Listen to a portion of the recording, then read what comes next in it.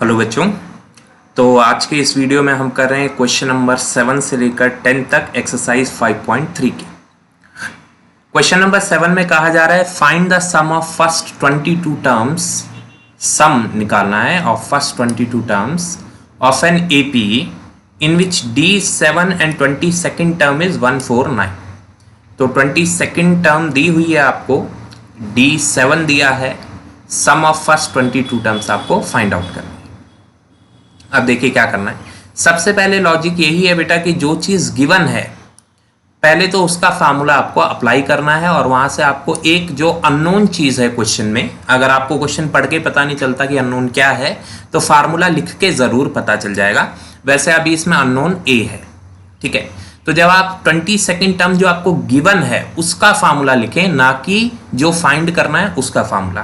तो जो गिवन है 22nd टर्म उसका फार्मूला लिखिए A22 और फार्मूला होगा A22 equal to A plus 21D। तो अभी तक आपको पता चली गया है कि D से क्या मल्टीप्लाई होता है, D से मल्टीप्लाई होता है इस n में एक कम यानी n-1। तो अगर यहाँ 22 है तो यहाँ पर 21 मल्टीप्लाई होगा D में, तो A प्लस सिंपली 21D, ठीक है। अच्छा, ये जो 22nd टर्म है इसकी वैल्यू कितनी दी हुई है? इसकी वैल्यू दी हुई है 149। तो अब हम इसको लिख देंगे 149 के बराबर। यहाँ D की वैल्यू पुट करनी है हमको। D की जो भी वैल्यू क्वेश्चन में गिवन है उसको ध्यान से देख लीजिए। क्या गिवन है? D की वैल्यू 7 गिवन है, यानी कि हमको यहाँ लिखना है 21 मल्टीप्लाइड बाय 7, जैसा कि मैंने यहाँ पर लिखा हुआ है 21 मल्टीप्लाइड बाय 7 इक्वल टू 149। अच्छा जी, अब ये 21 इंटू 7 हो जाएगा 147, 7 1 7, 7 2 14, 147। और जब इसको आप उधर भेजेंगे माइनस करने के लिए तो 149 माइनस 147 ए की वैल्यू आ जाएगी 2। तो इस तरीके से आपको जो अननोन था वो पता चल गया कि A 2 है, जिसकी वैल्यू आपको नहीं पता थी। अब सम ऑफ 22 टर्म्स, तो सम ऑफ n टर्म्स का फार्मूला आपको पता है, वो होता है n/2 और फर्स्ट टर्म यानी कि A प्लस लास्ट टर्म, जैसे कि अगर आप 22 टर्म्स का सम निकालना चाहते हैं तो यहाँ पर लास्ट टर्म होगी A22, राइट। तो A22 भी एक्चुअली आपको गिवन है, आप देखिए यहाँ पर ये रही 22nd टर्म A22 आपको गिवन है और A आपने अभी निकाला है, A आपने अभी निकाला है 2। तो सारी वैल्यूज पुट होंगी। तो S22 अब आपको पता है यही होता है n, जो यहाँ पर छोटा सा लिखा होता है। सम 22 मीन्स n22 है।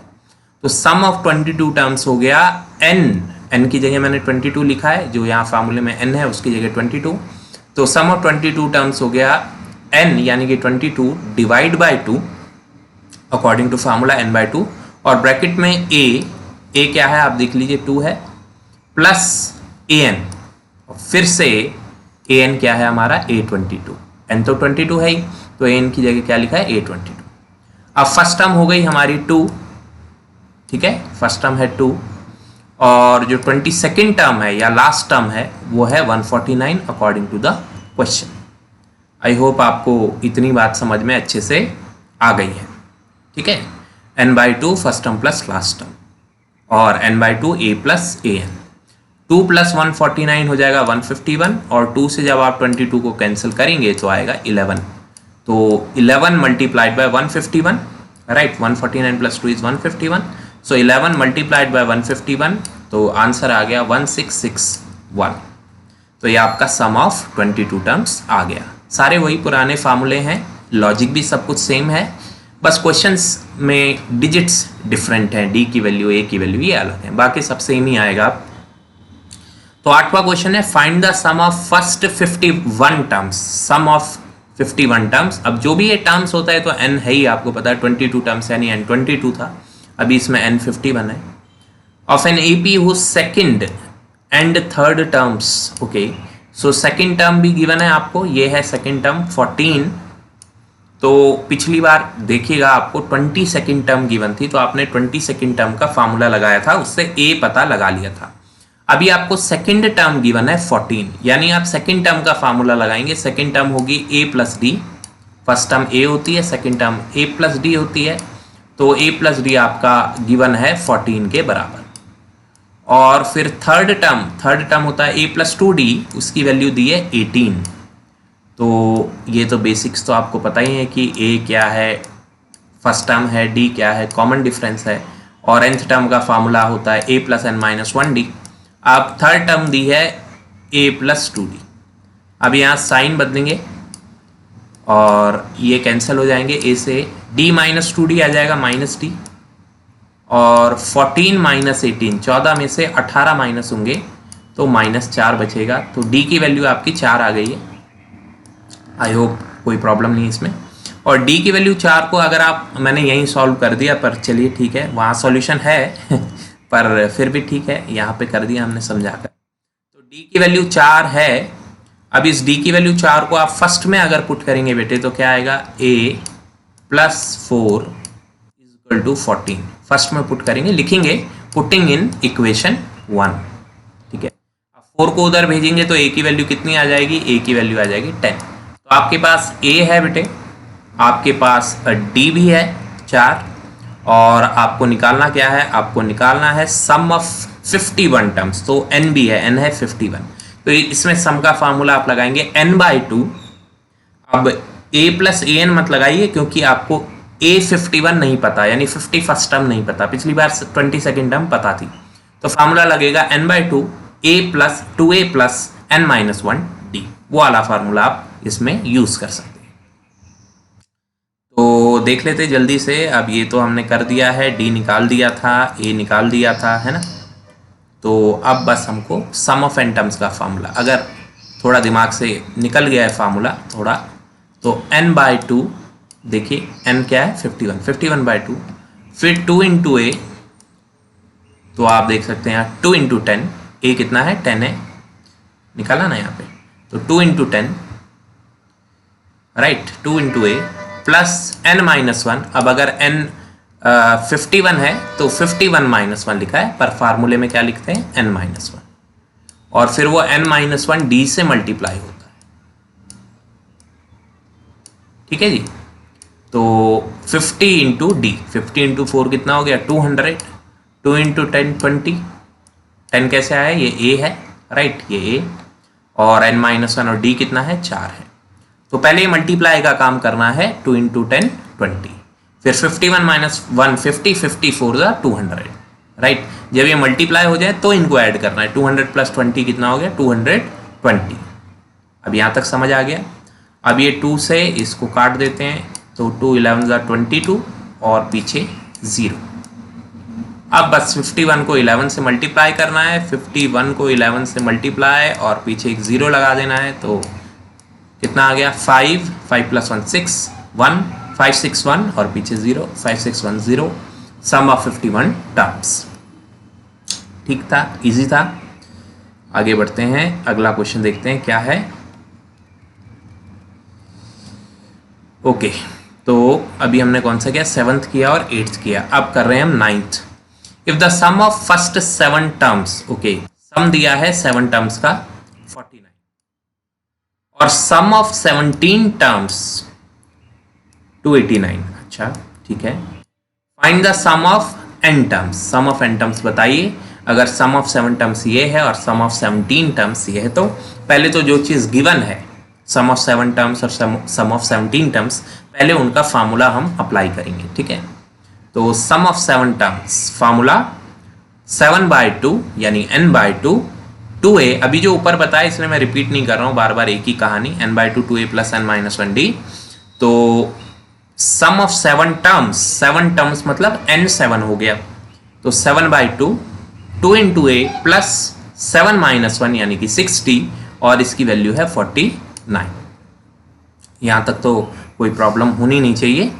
और देखिए आप क्या करेंगे, इस 7 से जो ये बाहर है 7, इस 49 को आप काट सकते हैं, और ये जो अपॉन का 2 है ये उधर भेज देंगे, तो 7 2 ज़ा हो जाएगा 14, राइट। और अदरवाइज 7/2 को अगर इक्वल के उस तरह भेजेंगे तो वो रेसिप्रोकल हो जाता है, मतलब नीचे वाला ऊपर, ऊपर वाला नीचे। तो आप ऐसे भी लिख सकते हैं कि 2/7 हो जाएगा, और फिर 7 से 49 को काटिए तो 7 आएगा, और 7 2 ज़ा 14, तो एक ही बात है, आना वही है। और यहाँ 2a मुझे पता नहीं है, और 7 माइनस 1 60, d भी मुझे पता नहीं है। 2a plus 60 is equal to 14, और इधर से 2 कॉमन लेंगे, तो जब आप इधर से 2 कॉमन लेंगे तो क्या बचेगा, a बचेगा, और 2 3 जा 6 तो 3 बचेगा। राइट, बिना कॉमन लिए भी हो सकता है, ऐसी बात तो नहीं है कि बिना कॉमन के नहीं होगा, हो जाएगा। और फिर जैसे इस 2 को अपॉन में 14 में भेजेंगे, जैसे मैंने यहाँ पे 7 को अपॉन में भेजा, ऐसे ही 2 को अपॉन में भेजेंगे, 14/2 हो जाएगा 7, यानी कि आपकी पहली इक्वेशन रेडी हो गई है, a + 3d = 7। तो ये अभी हमारे काम आने वाली है फर्स्ट इक्वेशन, ठीक है। और इसके बाद सेकंड इक्वेशन भी हम लोग बना लेते हैं। सेकंड इक्वेशन कहाँ से बनेगी कि 17 टर्म्स का सम 289 है, एंड दैट ऑफ 17 टर्म्स, यानी जो पीछे हम बात कर रहे थे, सम की बात कर रहे थे ना, तो वही एंड दैट ऑफ मतलब वही 17 टर्म्स का 289 है। हिंदी में बोले तो 60 टर्म्स का सम 49 है और वही 17 टर्म्स का 289 है, वही क्या सम। ओके, तो सम ऑफ 17 टर्म्स क्या होगा, 17/2 2a + 17 - 1d = 289। और फिर से ये जो 17 है अगर उधर भेजेंगे तो अपॉन में जाएगा, या सीधा 17 से काट सकते थे, 17 17 = 289, 17 का स्क्वायर 289 होता है, और अपॉन का 2 ऊपर जाएगा। राइट, तो ये तो कट के आ गया 17, और इधर जो 17 2 है वो हो जाएगा 34, और ये 2 है ऐसे का ऐसा, और 17 - 1 16d ऐसे का ऐसा, ठीक है जी। तो 2a + 16d हो गया 34। अभी इसमें भी 2 कॉमन ले लेते हैं जैसे पहले लिया था, तो 2 कॉमन लेंगे तो क्या क्या बचेगा, यहाँ पर बचेगा a, और यहाँ पर 2 8 जा 16 है तो यहाँ पर बचेगा 8, ठीक है। और 2 को उधर भेजेंगे अपॉन में, तो 34/2, ये जो यहाँ पर ये जो मल्टीप्लाई में होता है इसको उधर डिवाइड में भेजा जाता है, तो 34/2 17 हो गया। तो आपके पास दूसरी इक्वेशन भी तैयार है, और दूसरी इक्वेशन क्या है, दूसरी इक्वेशन है a + 8d। तो अब आपके पास 2 इक्वेशन है। पहली इक्वेशन थी आपकी a + 3d = 7, मैं यहाँ पे लिख देता हूँ सॉल्व करने के लिए।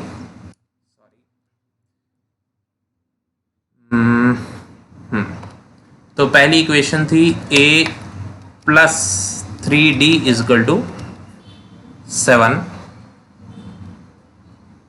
और दूसरी इक्वेशन है a + 8d =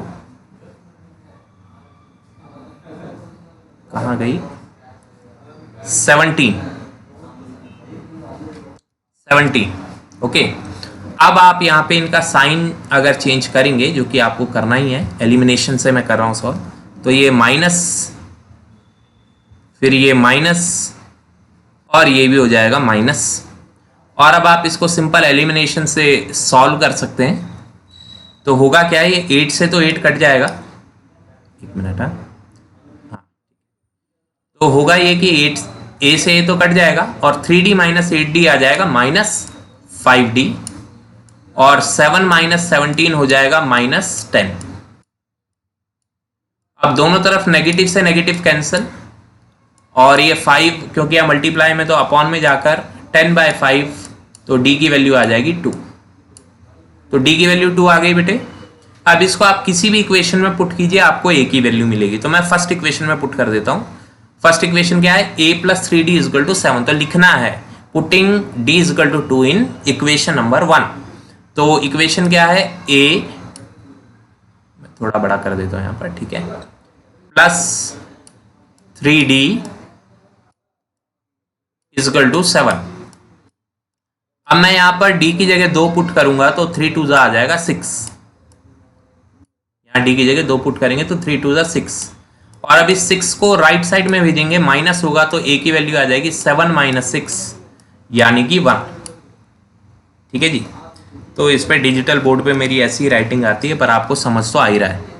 a की वैल्यू 1 आ गई, d की वैल्यू 2 आ गई। अब इतना क्लियर हो गया, यही सब यहाँ पर भी है। एक बार आपको दिखा देते हैं, a की वैल्यू 1 आ गई, d की वैल्यू 2 आ गई, ठीक है ना, दिख रहा है। d की वैल्यू ये रही, a की वैल्यू ये रही। जब आपके पास a भी आ जाएगा, d भी आ जाएगा, तो आप सम ऑफ n टर्म्स का फार्मूला अप्लाई कर सकते हैं। पूछा था क्वेश्चन में, एक बार क्वेश्चन फिर से देख लेते हैं। क्वेश्चन में था find the sum of n terms का सम बताइए। तो सम ऑफ एन टर्म्स हम निकाल रहे हैं। फार्मूला आपको पता ही है, अब तक तो बहुत बार हमने देख लिया है। फार्मूला है n/2 2a प्लस n-1d। अब इसमें n की वैल्यू कुछ नहीं पुट करनी है, n को n ही रहने देना है। बस ये जो a है, इस a की वैल्यू पुट करेंगे। a की वैल्यू है 1, तो मैंने यहाँ 2 × 1 लिखना है, 21 मत लिखना, 2 × 1 प्लस n-1 और d की वैल्यू 2। आगे देखिए, 2 1 = 2, ये 2n से मल्टीप्लाई होगा 2n, और ये 2 1 से मल्टीप्लाई होगा तो 2, तो 2 और -2, तो यहाँ बच गया n/2 और 2n, 2 से -2 कट गया, फिर ये 2 से 2 और काट देते हैं, तो n × n आ गया n²। तो आपको ये समझ आया कि सम ऑफ n टर्म्स इस केस में n² है। ठीक है जी, तो ये आपका आंसर है। आगे बढ़ते हैं अगले क्वेश्चन की तरफ। बहुत बढ़िया क्वेश्चन है भाई, पेपर में आने के बहुत हाई चांस है। मैं जब भी पेपर बोलूँ, यानी सीबीएसई बोर्ड की बात करता हूँ मैं। तो क्या है इस क्वेश्चन में, क्वेश्चन नंबर 10 में? क्वेश्चन नंबर 10 में आपसे कह रहे हैं कि शो कीजिए कि a1 a2 an ap बनाएंगे अगर an की वैल्यू दी है तो। Also find the sum of first 15 terms in each case, और हर केस में पहले 15 टर्म्स का सम आपको निकालना है। तो अब ये देखिए 3 + 4n, आपको n की वैल्यू, क्वेश्चन बहुत आसान है, ऐसा नहीं कि मैंने कहा आएगा तो आ सकता है तो टफ होगा, आ सकता है। 1-2 मार्क्स की वेटेज में हाई प्रोबेबिलिटी है आने की 1-2 मार्क्स के क्वेश्चन में, तो है इजी क्वेश्चन है। इसमें बताना है क्या a1 a2 a3 ये सब जब आप निकालेंगे तो ये AP बनेगा कि नहीं बनेगा। ठीक है, बस यही है क्वेश्चन में। तो करना क्या है आपको, देखो an का फार्मूला तो क्वेश्चन में गिवन ही रहता है। तो आपको ये करना है कि इसमें n की जगह पहले 1 पुट करना है, n की जगह 1 पुट करना है। देखिए मैं यहाँ पे करके दिखाता हूँ। अगर मैंने वहाँ a की जगह n की जगह 1 पुट किया तो क्या होगा, 3 प्लस, और n की जगह 1 पुट करूंगा तो 4 × 1 4, तो a1 कितना आ गया 3 + 4, 3 + 4 यानी कि 7। क्लियर है। अब अगर मैं a2 निकाल रहा हूं तो कैसे करेंगे, मैं यहाँ रफली कर रहा हूँ, प्रॉपरली तो यहाँ पे हो ही रखा है। तो a2 निकालेंगे तो क्या करेंगे, 3 प्लस, और n2 है आपकी बार, यहाँ पर n2 है तो 4 2 कितना हो जाएगा, 4 2 हो जाएगा 8, तो 8 + 3 हो गया 11, राइट। और ऐसे ही जब आप a3 निकालना चाहेंगे तो आप बताइए, खुद ही बताइए करना क्या है, खुद ही सोच लीजिए। अगर आप सही सोच पा रहे हैं, देखिए n की जगह 3 और 4 3 = 12, और 12 + 3 हो जाएगा 15, तो ये हो जाएगा 15। तो ये था 7, ये 11, और 12 + 3 हो गया 15। तो क्या ये एक AP है? कैसे पता चलता है, वो तो हमने 5.1 में ही देख लिया था कि अगर a2 - a1 करने पे जो डिफरेंस आता है वही डिफरेंस a3 - a2 करने पे आ जाए तो ये एक AP होती है। तो आ ही रहा है, देखिए यहाँ पे रफली पहले देख लेते हैं, प्रॉपर प्रेजेंटेशन यहाँ है। 11 - 7 4 होता है, 7 के बाद 8 9 10 11 तो 4 होता है, और 15 - 11 भी 4 होता है। तो दोनों का डिफरेंस a2 - a1 और a3 - a2 सेम है, इसलिए ये एक AP है।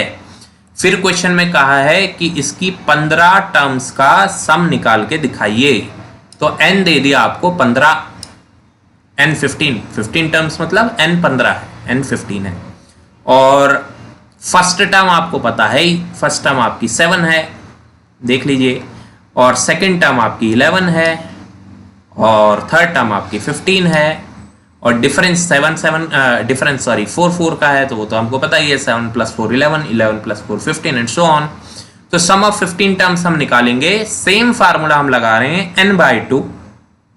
फार्मूला अब तक तो आपको पता ही, मैं हर बार फिर भी आपके लिए लिख देता हूं। n/2, n 15 है, वो तो दिया ही था, 15 टर्म्स यानी n 15 हो गई, और 2 × a की वैल्यू 7 है, फर्स्ट टर्म, इसमें कोई कंफ्यूजन नहीं होनी चाहिए। आपने देखा फर्स्ट टर्म कितना है, 7 है, तो a की वैल्यू 7 है, 2 × 7, मैं यहाँ पे a लिख देता हूँ, 2a, फार्मूला 2a है, फिर a की वैल्यू 7 पुट की है, ठीक है, 2 7 40, और फिर फिर यहाँ प्लस के बाद क्या आता है n minus one, n minus one, तो यहां पर हमने लिखा है 15 माइनस वन यानी कि 14 इंटू डी, 14 इंटू 4 56। इतना समझ में आ गया आपको अच्छे से। डी 4 है, डिफरेंस 4 है। हमेशा पहले मल्टीप्लाई कर लीजिए, 2 7 ज़ा 14 और 14 4 ज़ा 56, फिर इनको ऐड करते हैं 56 प्लस 14 70, 2 से इस 70 को काटा तो 35 और 35 से 15 को मल्टीप्लाई करेंगे, ये 15 इंटू 35 ये हो जाएगा 525। मल्टीप्लाई करना आपको आता है, वो मुझे सिखाने की ज़रूरत नहीं है। तो ये है बेटे, इसका सेकंड पार्ट खुद से करिएगा। सॉल्यूशन तो आपके सामने है ही। पहले n की वैल्यू 1 पुट करनी है, फिर 2, फिर 3, फिर 3 तक, ठीक है, उतने में AP पता चल जाएगा। तो n की वैल्यू 1 पुट कीजिए तो एक टर्म आएगी, 2 पुट कीजिए तो अगली टर्म आएगी, 3 पुट कीजिए तो अगली टर्म आएगी, फिर A2 माइनस A1 करना है और -1 -4, तो -5 मैं समझा नहीं रहा हूँ, ये तो होमवर्क है ठीक है, तो इसको खुद से करिए और फिर जब आपका पहली 3 टर्म और डिफरेंस आ जाए, हिंट के लिए आप चाहे तो यहाँ देख सकते हैं, तो उसके बाद सम ऑफ 15 टर्म्स आपको खुद से निकालनी है। ठीक है बेटा, तो इस वीडियो में इतना ही है। Thank you.